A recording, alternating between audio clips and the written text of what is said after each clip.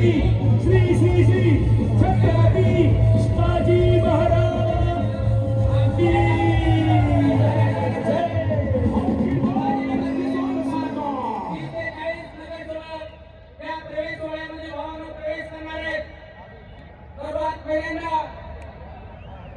आपण सर्वांनी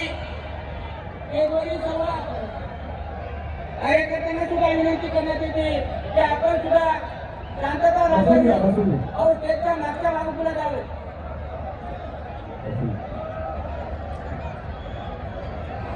कृपया सर्वांनी शांततेत खाली बसून यावं.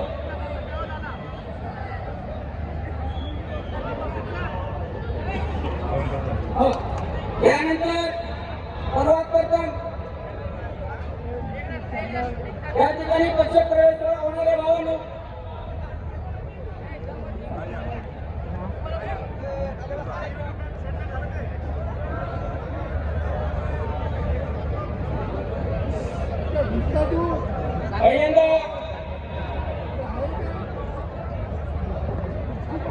पहिल्यांदा आपल्या गंगापूर विधानसभा मतदारसंघाचे कोणता आमदार राहिलेले माननीय अण्णासाहेबजी माने यांचा पक्षप्रवेश आदरणीय चंद्रशेखर राव तेलंगणाचे मुख्यमंत्री केसीआर येथे. त्यानंतर संतोषजी माने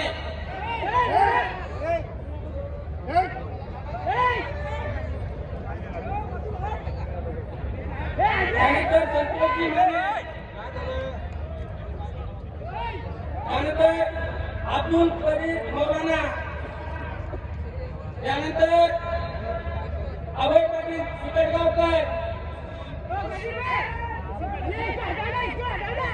त्यानंतर दिलीप अण्णा गोरे त्यानंतर आप्पासाहेब मोरे पाटील विनोद पाटील बाळासाहेब सानप कुलदीप पेटे अमित आंगे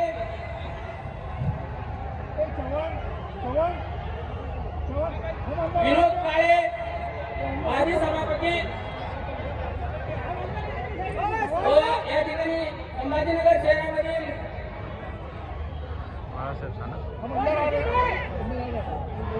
राहुल सोनवणे आणि ज्योती आबन हे नगरसेवक प्रवेश करतील. वाल्मिक शिरसाट हे सुद्धा यानंतर प्रवेश करतील. अरविंद कल्याणकर बालू मस्के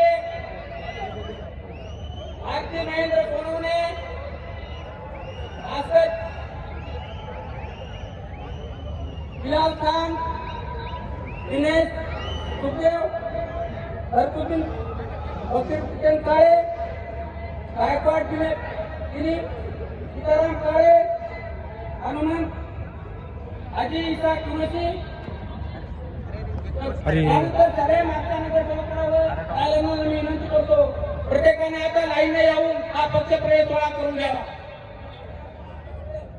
एवढ्यांचे जर सगळ्यांचे नावं घ्यायचे म्हणजे जवळपास 100 ते 150 लोकांची जॉईनिंग आहे.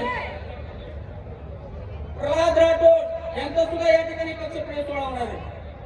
जयमान सिंग अडवाणी यांचाही पक्ष प्रवेश होईल. अशोक भातकुळे सुनील चव्हाण कन्नड व विजय चव्हाण कन्नड व सर्व नगरसेवक महानगरपालिका संभाजीनगर छत्रपती संभाजीनगर त्यांचे या ठिकाणी हार्दिक स्वागत करण्यात येत आहे. भावांनो, विठ्ठल होडके महादेव शिंदे सर्व नगरसेवकांची सर्वांनी मागून पुढे यावं.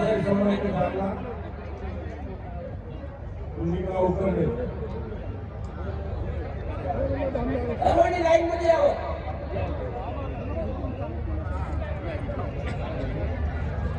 या ठिकाणी सर्व नगरसेवकांचं या भारत राष्ट्र समितीच्या वतीनं सहर्ष स्वागत करण्यात येते. भावांनो,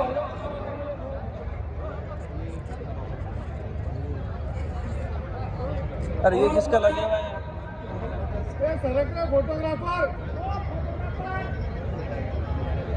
अरे याला सरकार नांदूरच्या अमरावती नितीन देशमुख यवतमाळ 35 नामा बोंडा अमरावती जयमल सिंग अनवाजी जयाजीराव सूर्यवंशी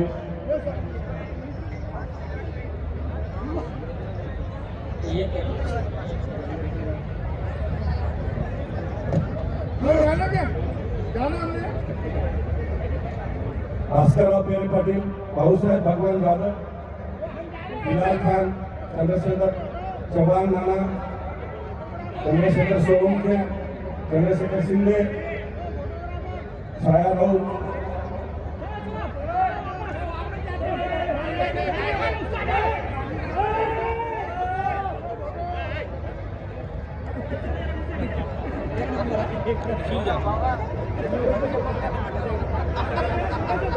भगत सिंह अंसारी, नाना बच्चू, नरेश शेट्टी, निखिल भाऊसाहेब कुलकर्णी,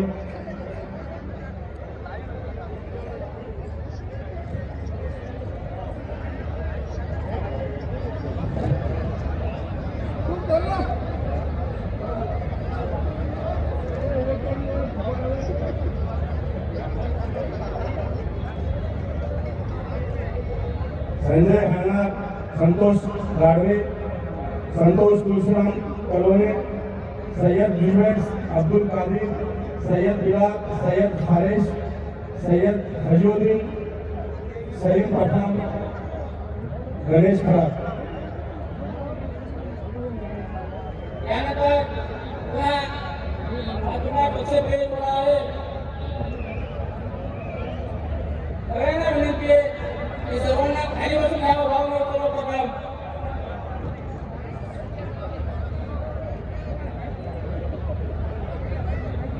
कृपया प्रवेशाचे कोणी राहिला असेल तर कृपया आपण जावं. नाव घेतलं नसेल तरी जावं. यांचं कोणी नगरसेवक असेल, सभापती असेल किंवा विविध पक्षाचे पदाधिकारी असेल, कुठून कोणाचं नाव जर राहिलेलं असेल तर त्यांनी कृपया घ्यावं. आव्हान अगोदरच्या सभेला वेळ झालेला आहे.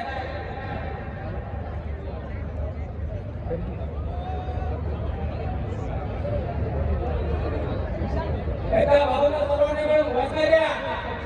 देश का नेता कैसा हो, केशवराव वैभव, आपकी बात. किसान सरकार.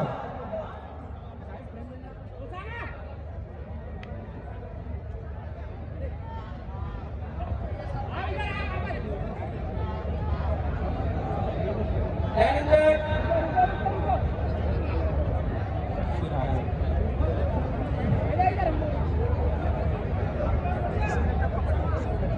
एक घोषणा दिली आहे सगळेजण. अबकी बार किसान सरकार, अबकी बार, अबकी बार, अबकी बार.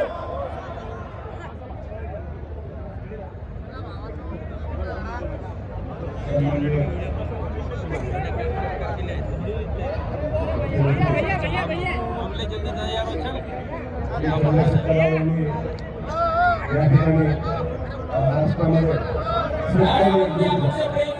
शेतकरी एकजुटीचा, शेतकरी एकजुटीचा, आपकी बात, आपकी बात. देश का नेता कैसा हो, जय जवान, जय जवान.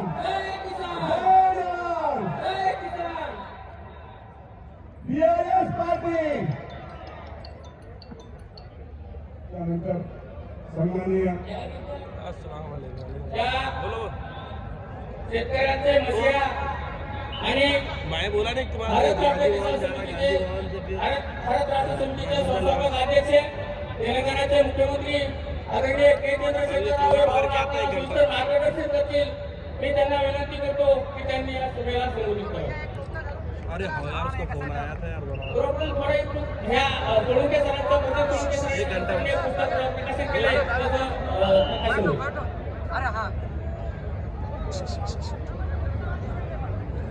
त्यांनी जे तेलंगणाचा दौरा केला आणि तेलंगणामध्ये त्यांनी काय पाहिलं त्या पुस्तकाचा प्रकाशन सोहळा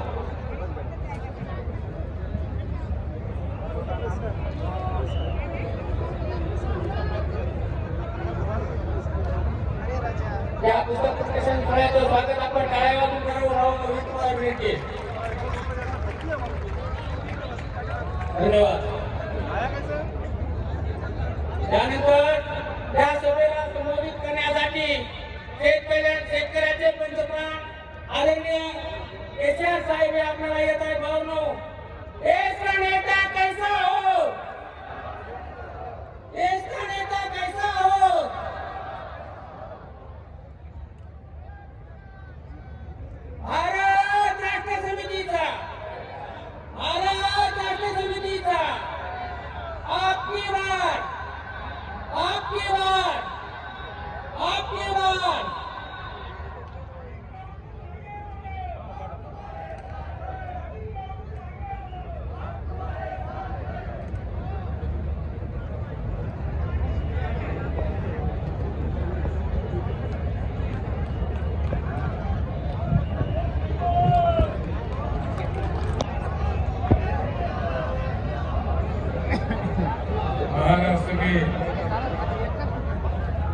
पावन धरती को मैं प्रणाम करता हूं।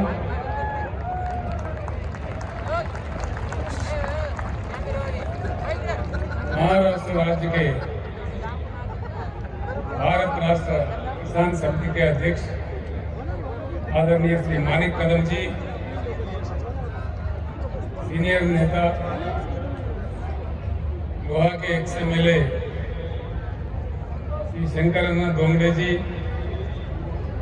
श्री अन्ना साहेब माने पाटिल जी, श्री अब्दुल कदीर मौलाना जी, श्री हर्षवर्धन जाधव जी, श्री अभय पाटिल चिटगांवकर जी, श्री संतोष माने जी, श्री अप्पा साहब माने जी, हरिभाव राठौड़ जी, दिलीप अन्ना गोरे जी, श्री प्रवीण जेतवाड़ जी, सुभाष बंगर जी, श्री फिरोज पटेल जी, लगता है फिरोज पटेल का आवाज आ रहा है।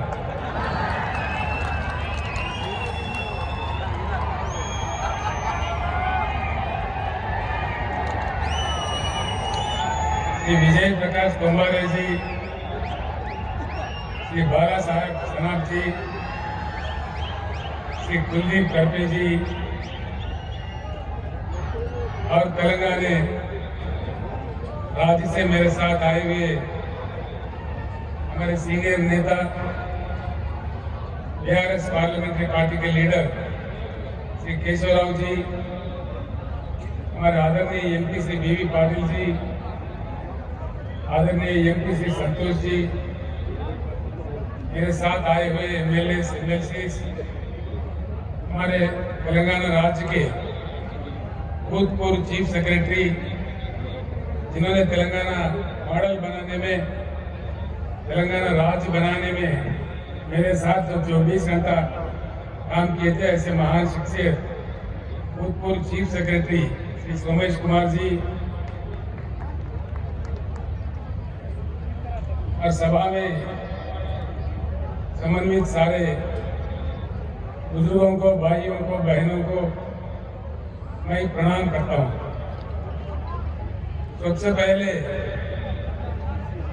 अभी हुआ है ईद, सभा में जितने भी हमारे मुसलमान भाई है, बुजुर्ग है, मैं आप तमाम लोगों को तहे दिल से ईद मुबारक पेश करता हूं।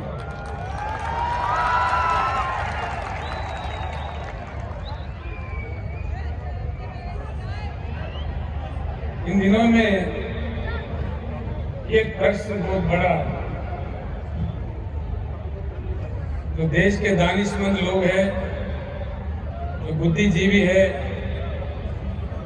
उनके भीतर में और मेरे मन में भी एक बहुत बड़ा प्रश्न उठ रहा है। आज हमारा देश इतना महान ऐतिहासिक परंपरा रखने वाला एक महान देश जो हमारा भारत है, एक प्रश्न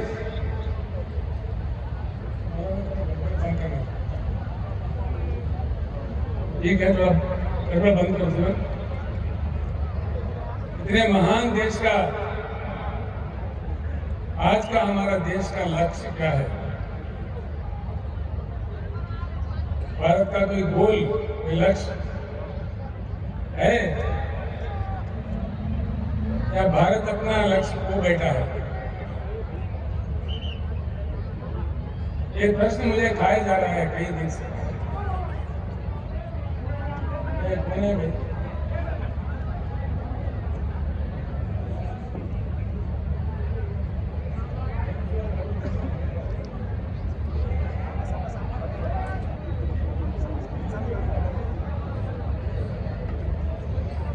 एक बात को हम समझना जरूरी है। सबसे पहले मैं आपसे एक प्रार्थना करूंगा, जो मैंने नांदेड़ में भी किया था, लोहा में भी किया था, आज फिर एक बार अपनी बात को दोहराता हूं। जितने भी सभा में लोग आए हुए हैं, मैं आपसे प्रार्थना करता हूं, मेरे जो भी बात है यही सुन के यही इसको भूल मत जाइए। आप अगर शहर से हो, आपके बस्ती में जाने के बाद, आप अगर देहात से हो, अपने गांव जाने के बाद अपने लोगों के भीतर इसका चर्चा जरूर कीजिए और सच जानने का कोशिश कीजिए। इतना मैं आपसे प्रार्थना करता हूँ। आज मैं जो भी कहूँगा, चाहे अच्छा है बुरा है, देश के लिए, हम सबके लिए, जरूर अपने अपने गांव में या शहर के अपने अपने बस्तियों में अपने साथियों के साथ, अपने घर वालों के साथ, अपने बस्ती वालों के साथ दया करके चर्चा कीजिए ताकि बात निकल आ जाए। सत्य क्या है, हकीकत क्या है, हमें समझ में आ जाए। अगर भारत अपना लक्ष्य खो बैठा है, गुमराह होकर भटक रहा है, तो कहां पहुंचेगा देश? इतनी बड़ी जनसंख्या, सारे दुनिया में सबसे बड़ी आबादी, बिना लक्ष्य का समाज, बिना लक्ष्य का देश का अंजाम क्या होता है और वो कहां पहुंचता है? ये किसका पाप है? वो क्या रहा है देश जो होना है? ऐसे अगर लोग रोड पे आ रहे हैं और देश में पूरा जातिवाद, धर्मवाद, लिंग भेद खेल रहे हैं हमारे रोज बरोज हम देख रहे हैं। जो धनवान है, अमीर है और अमीर होते जा रहे। एक ही साल में 10 लाख 12 लाख करोड़पति अरबोपति बन रहे। जो गरीब है और गरीब होते जा रहे। सब कड़वे सच है, आपके हमारे आंखों के सामने है। ये तो मैं कहानी नहीं बता रहा, रोज हमारे को देखने को मिलता है। ये कोई माने या ना माने, एक कड़वा सच है। ये सारे जो भी चल रहा है, ऐसा ही चलना चाहिए या इसका कुछ इलाज होना चाहिए? इलाज होना चाहिए। किसी भी देश में कभी कोई बीमारी लगती है,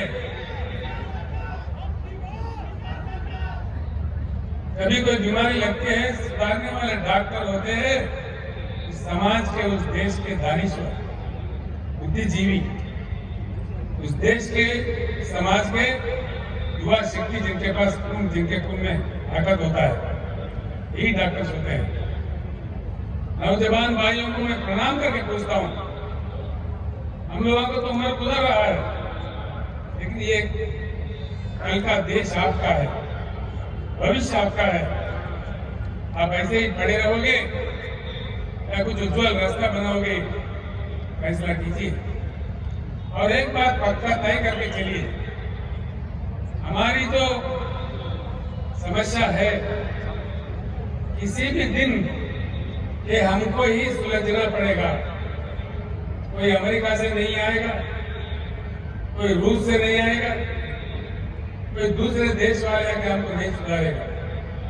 सवाल यह है, कितने जल्दी हम जाग जाए उतना ही हमारा सुधार होगा। जितना हम लेट कर दिए और बड़े अन्याय का सामना हमें करना पड़ेगा। एक ही बात समझिए, हिंदुस्तान में कई महान किसान नेता पैदा हुए। यही लोग, सर छोटूराम जो आजादी से पहले पंजाब राज्य में काम कर रहे थे, उत्तर प्रदेश में महेंद्र सिंह टिकैत काम कर रहे थे, यहाँ अपना महाराष्ट्र में शरद जोशी के नेतृत्व में कई लोग, लाखों लोग काम कर रहे थे, कर्नाटक में प्रोफेसर नंजुंडा स्वामी, तमिलनाडु में नारायण स्वामी जी, आज पंजाब में राजोवाल जी, और मंच पर बैठे हुए हमारे भारत किसान समिति का राष्ट्रीय अध्यक्ष श्री गुरनाम सिंह चडोरी जी, ये सारे लोग लड़ते रहे। आखिर ये बात समझिए, हिंदुस्तान में अगर लोकतंत्र है, लोकशाही है, 13-13 महीने किसानों को क्यों दिल्ली में देश की राजधानी में धरना करना पड़ता है? इतनी दुर्भाग्यपूर्ण है। ये क्या स्थिति है? ये लोकतंत्र है। 13 महीने के बाद 13 महीने के दौरान में 750 किसानों का मृत्यु हो गया। 750 लोगों को मरने पड़ते हैं इस देश में, जिसमें लोकतंत्र हम कहते हैं। ये क्या तमाशा हो रहा है देश में? इसके बाद प्रधानमंत्री को माफी मांगते हैं, कानून वापस लेते हैं। अभी और 13 महीने गुजर गए, होता कुछ नहीं। क्या ये लोकतंत्र है, लोकशाही है? किसानों का ये मान्यता है? मतलब क्या है? इतना कुछ दाल में काला है। ये बात मैं किसी और जगह कहा तो वो लोग कह रहे थे दाल में काला है, ये पुरानी बात है भैया, अब तो पूरा दाल ही काला है। तो मतलब क्या है? जरूर कुछ इलाज की जरूरत है, कुछ न कुछ परिवर्तन की जरूरत है। भारत को बदलना चाहिए, बिल्कुल बदलना चाहिए। भारत को परिवर्तन बहुत आवश्यक है, बहुत जरूरी है। जब तक हम परिवर्तित नहीं होंगे, हमारा किस्मत नहीं बदलने वाला है। एक उच्च गुणवत्ता वाली परिवर्तन, यानी कि एक पार्टी हार गया, दूसरा पार्टी जीत गया, ये परिवर्तन नहीं होता भाइयों। उच्च गुणवत्ता वाली इस चुनाव के दरमियान, प्रक्रिया के जरिए जनता जीतती है, जनता मांगे सफलता मिलती है, वो सही जीत होता है। पार्टियों का जीत नहीं होगा। पार्टियां तो कई जीता है हमने, कई जीते, एक गया, दूसरा है, तीसरा है, चौथा है, कितने को जीता है अब तक हम लोग? कितने पुराने आए इस देश में, कितने नेता आए, कितने पार्टी आए, लेकिन समस्या देश के पास, समस्या का कोई समाधान नहीं। जिस देश में हर दिन सौों की संख्या में किसान आत्महत्या कर रहे हो, जिस राज्य में, जिस पावन धरती पर मैं खड़ा हुआ हूं, इतने नदियां निकालने वाले इस महाराष्ट्र राज्य में, अभी हमारे शंकर अण्णा बता रहे थे, वो 6-7 किसान आत्महत्या कर रहे हैं। या प्रधानमंत्री को या राज्य के नेताओं को क्या पड़ी है? वो लोग तो अफ्रीका से शेर ला के दिखा रहे हैं हमारे। अरे भाई, ये हमारे किसान शेर मर रहे बोले तो देखो देखो, ये अफ्रीका का चीता है, ये नामीबिया का शेर है, इसको देख के खुश हो जाओ। क्या समझ में आता है? समस्या का वो समाधान नहीं है। इसीलिए मैं ही हमारे शेतकरी भाइयों से और बहनों से हाथ जोड़ के विनम्र पूर्वक प्रार्थना करता हूं, जब तक हम खुद शेर नहीं बने, हमारा समस्या का समाधान नहीं मिलेगा। तैयार होना चाहिए।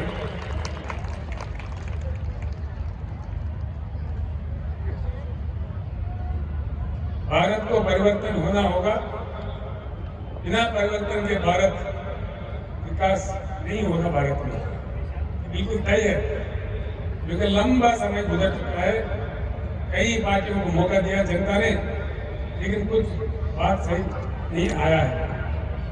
हमारे आंखों के सामने हमसे बुरा हालत में रहने वाला चाइना आज दुनिया को कमांड कर रही है। साउथ कोरिया आगे बढ़ रही है। बम का मार खाने के बाद उठ खड़ा है। जापान देश हमारे आंखों के सामने है। ऐसा मोहम्मद महातीर के नेतृत्व में मलेशिया में परिवर्तन हुआ, और सिंगापुर में जहाँ कुछ भी नहीं है, वो लोगों का हालत भी हमसे बेहतर है। ये सारी चीज हमारे आंखों के सामने हुई। 75 साल में जो हो रहा है, इससे उठकर आउट ऑफ बॉक्स लाकर एक नया ढंग से, नया रंग से, नया जंग करके हम भारत को बदल सकते हैं। इसी पुराने तरीके से लोग नहीं बदल सकते। इस बात को समझने के लिए मैं आपको विनती करता हूं। इसीलिए मैं ये एक बात आपको बताना चाहूंगा,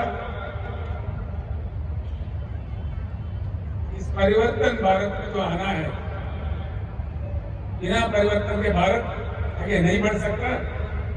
इसीलिए पैदा हुआ है बीआरएस पार्टी। बीआरएस एक चुनाव के लिए, एक दिन के लिए, कोई एक वर्ग के लिए, एक धर्म के लिए, एक जाति के लिए नहीं पैदा हुआ। ये सारे भारतवासी जितने भी है, उनके हकों को लड़ने के लिए, उनके हकों के लिए बिल्कुल बीआरएस पैदा हुआ है। एक बात मैं यहाँ कहना चाहूंगा, जब भी नया पार्टी आता है, नया ताकत उभरने लगता है, पुराने ताकतें इकट्ठे होकर के भी हमला करने लगते हैं, साजिशें रचते हैं, अफवाहें फैलाते हैं, पुलिस को लगा देते हैं। लेकिन डरना नहीं है। अगर डरे तो हम आप भी आजाद नहीं होते थे, अब भी ब्रिटिश के गुलाम बने रहते थे। इसलिए मैं कहता हूं, फानूस बनकर जिसकी हिफाजत हवा करे, वो शमा क्या बुझे जिससे रोशन खुदा करे। ये डरने से मेरे से कुछ नहीं होगा। बिल्कुल, अगर हमारे जंग में नेकी है, हमारे जंग में ईमान है, तो जरूर हमारी जीत होगी। हम जीत के रहेंगे, क्योंकि भगवान हो या अल्लाह हो, अल्लाह के घर में देर है लेकिन अंधेर कभी नहीं है। इसलिए हमको आगे बढ़ना चाहिए। इसीलिए आया है बीआरएस पार्टी, और बीआरएस पार्टी परमानेंट ऑफिस हमने खरीदा है नागपुर में। हमारे अभय भाई और लोग यहाँ पे भी परमानेंट ऑफिस खरीद रहे हैं, कोई किराए वाला नहीं, बिल्कुल परमानेंट। बीआरएस काम करता रहेगा। जब तक भारत पूर्ण परिवर्तन नहीं होगा, तब तक ये लड़ाई जारी रहेगा। भाई मैं आपका ज्यादा टाइम मतलब नहीं लूंगा, दो बातें मैं समझाऊंगा, सिर्फ 2-3 बात। ये समझने की बात है। एक अजीब बात है, पानी नहीं है शहर में, प्रकाश को लेकर अकोला में नहीं है, तो वकील साहब आए थे पूना से, पूना में भी सही नहीं है, देहात में तो है ही नहीं है। ये क्या चक्कर हो रहा है? वो कह रहा है हिंदुस्तान में किसान हमारे क्यों आत्महत्या कर रहे है कि सोचिए इस बात को। इतना हमको गुमराह कर दिया है। खास तौर पर 2 चीज, एक पानी, दूसरा करंट, बिजली। पानी हिंदुस्तान के जो कृषि योग्य भूमि है 41 करोड़ एकड़, जो पीने का पानी चाहिए और जो उद्योग के लिए चाहिए, इन सब के लिए इतना पानी चाहिए, इससे डबल पानी हिंदुस्तान में अवेलेबल है। फिर भी देश क्यों वंचित है? आप लोग सोचिए। ये नहीं है कि पानी नहीं है, ये क्या नहीं है? राजनेताओं का इच्छा शक्ति नहीं है, देश के प्रधानमंत्री का इच्छा शक्ति नहीं है, राज्यों के मुख्यमंत्रियों का इच्छा शक्ति नहीं है। बस चल रहा तो चला रहा, भगवान के भरोसे चल रहा है। ये कब तक चलेगा? ये किसानों का आत्महत्या रुकना चाहिए। ऐसे हम शमशान जाते रहे। बस इसमें खास तौर पर पहले से लेकर अब तक, एक नेहरू साहब के जमाने में कुछ मनसूबा बनते थे, कुछ प्लानिंग होता था। उसके बाद में केंद्र सरकार जो भी पार्टी का बने, जो भी बने, उनके नालायकपन से आज देश सफर कर रहा है, इसमें कोई शक नहीं है। देश में जो उपलब्ध है पानी, जो हमारा अपना संपत्ति है, जो जनता के हक में है, ये समंदर में बह जा रहे हैं और हमारे सरकारें तमाशा देख रहे हैं। देश में अगर पानी सही तरीके से सिंचन के लिए, पीने के लिए, उद्योग के लिए, अन्य चीजों के लिए आना चाहिए, तो बढ़िया बांध बनाना चाहिए, बहती नदियों को रोकना चाहिए। एक बात मैं आपको बताता हूँ, आप शायद विश्वास भी नहीं कर पाओगे। जिम्बाब्वे एक देश है, बहुत छोटा देश है, जहां 6,500 टीएमसी का रिजर्वायर है। 6,500 आइटम जो जयपाड़ी है, ऐसे नजदीक में है, आप तमाम लोग देख चुके हैं। 100 टीएमसी है उसका, यानी कि जिम्बाब्वे जो रिजर्वायर का मैं जिक्र कर रहा हूं, वो पाइटन से 65 बार रहा है, 65 बार। हिंदुस्तान बाढ़ भी देख चुका है, सूखा भी देख चुका है।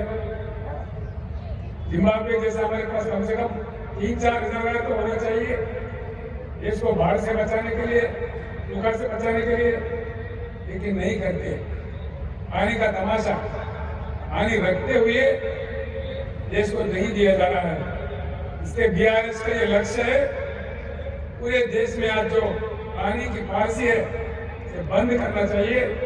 नया रचना, नया कानून जब तक नहीं लाया जाएगा, ये तमाशा ऐसा चलते रहेगा। हमारे खेत प्यासे रहेंगे, हम प्यासे रहेंगे, हमारे लोग भी 8 दिन के बजाय 15 दिन भी हो सकता है शहर में, फिर और बुरा हालत भी हो सकता है। इसीलिए आप सोचिए, एक बहुत अहम बात है, पानी को समझने में हमारा देश अभी भी पीछे है। पानी एक ऐसी चीज है जो किसी फैक्ट्री में नहीं बनाया जा सकता। पानी को इंसान नहीं बना सकता। पानी खुदा का बलवान का देन है, तो अपने आप में आता है, प्रकृति देता है, बहुत ही मूल्य चीज है।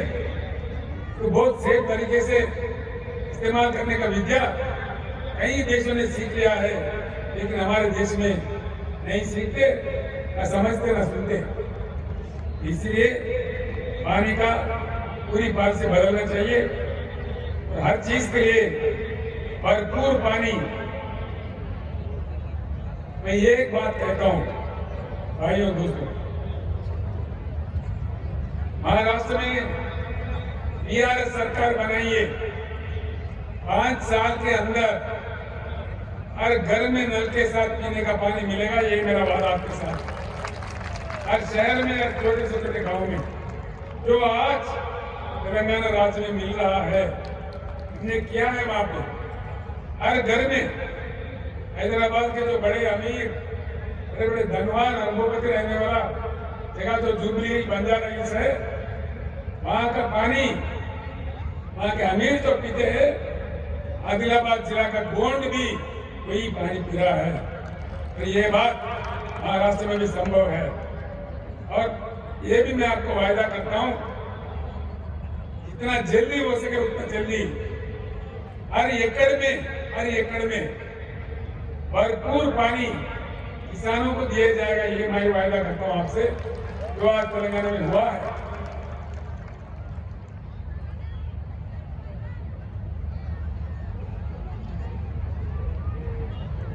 मैं इसीलिए कहता हूं, हमारे पानी समंदर में ना बहते हुए हमारे खेतों पे आ जाए, हमारे खेतों का प्यास बुझाए और हमारे पीने के लिए भरपूर पानी हमें मिले, हमारे अन्य चीजों के लिए मिले। ये करना बहुत जरूरी है। इसके लिए रोना धोना बंद करना है, लड़ना सीखना है। सारे शेतकरी इकट्ठा होना है, अन्य भाई भी इकट्ठा होना है। इसका कोई दूसरा नहीं कर सकता, इसका फैसला हमको खुद करना पड़ेगा। कोई दूसरा देश वाला भी इसमें हमारा मदद नहीं करेगा। दूसरी चीज है बिजली। क्यों बिजली नहीं देते भाई, ये तो मुझे समझ में ही नहीं आता।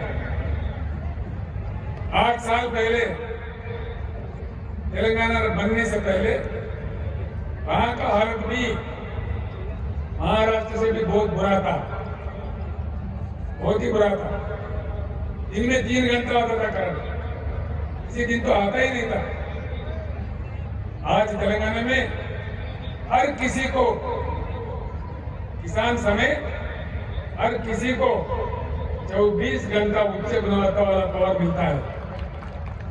किसान को तो फ्री मिलता है, 24 घंटा मिलता है। क्या तमाशा हुआ? जब तेलंगाना 24 घंटा दे सकता है तो महाराष्ट्र में क्यों नहीं? तेलंगाना बहुत छोटा राज्य है, महाराष्ट्र से कमजोर राज्य है। क्या हो रहा? ये क्या तमाशा? करंट बनाने के लिए जो कोयला चाहिए होता है, हमारे देश में 361 बिलियन टन का कोयला है, जो पूरे हिंदुस्तान को 150 साल तक 24 घंटा करंट देने के लिए सफिशिएंट है। 150 साल तक। ये आंकड़े मेरे नहीं है, ये कहानी मेरा नहीं है। इसको कोई गलत साबित करा, मैं 1 मिनट में मेरे चीफ मिनिस्टर को उसको इस्तीफा भी दे दूंगा। ये मेरा सवाल है। ये है, इसको उपलब्धि है, पानी है, भरपूर नहीं देते, कोयला है, उससे 24 घंटा करंट दे सकते, क्यों नहीं देते भाई? क्या मजाक बना दिया? बिजली के बिल बढ़ाओ, प्राइवेट दे दो, इसका बाप का जागीर है, प्राइवेट दे दो, जो मर्जी दे दो, ऐसे दे रहे। नेक दशकों से हमारे करंट के कर्मचारी, जनता, हमारे लोग अपनी जमीन देके, पैसे देके, उन पसीना बहा के जो करंट घर बनाए, जो पावर जनरेटिंग हाउसेस बनाए, तो मुफ्त में अपने दोस्तों में बांटना चाह रहे पावर प्राइवेटाइजेशन। मैं ये की बात कहता हूं, भगवान का दया होगा तो अगली सरकार बिहार